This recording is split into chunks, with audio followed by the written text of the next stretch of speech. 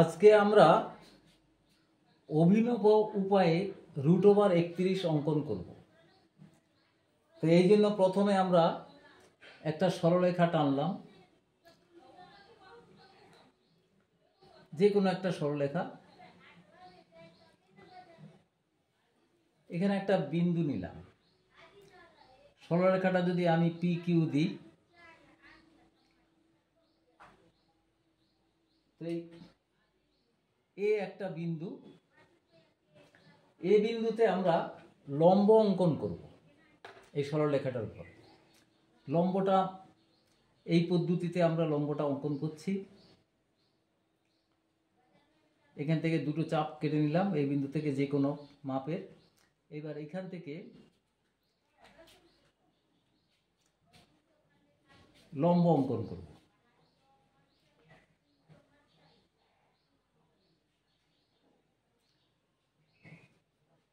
লম্ব অঙ্কন করছি এই বিন্দুতে।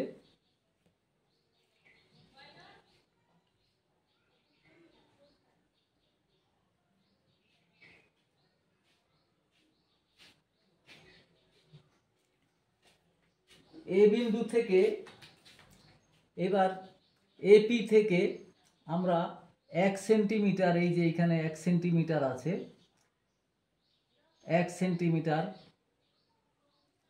অংশ কেটে নিচ্ছি এপি থেকে।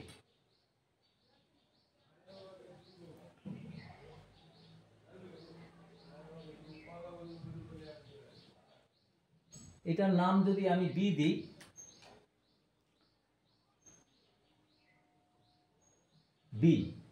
বি থেকে দেখো এখানে এটা আমরা আর দিচ্ছি, এ আর। এইখান থেকে এবার 4 সেন্টিমিটার মাপ নিচ্ছি।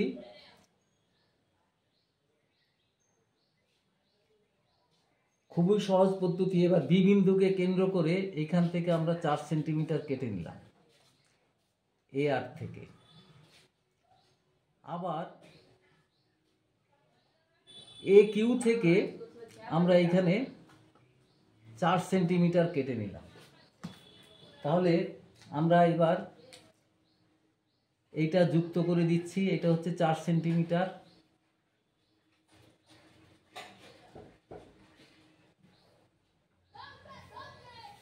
আর এইটা 4 সেন্টিমিটার,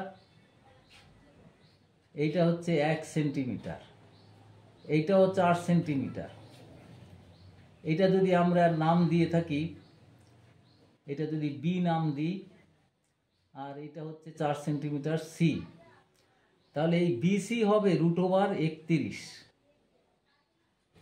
বিসি যুক্ত করে দিচ্ছি।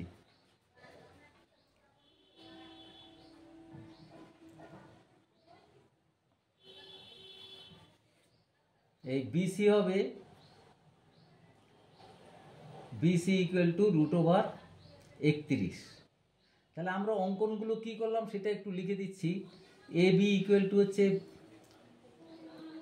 কিউ এ আর বা পি এ আর, সমান হচ্ছে 90 degree.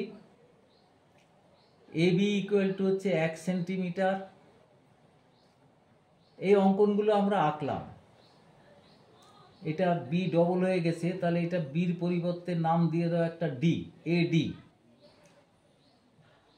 Eddy equal to 1 centimetre. আর বিডি ইকুয়াল টু 4 সেন্টিমিটার।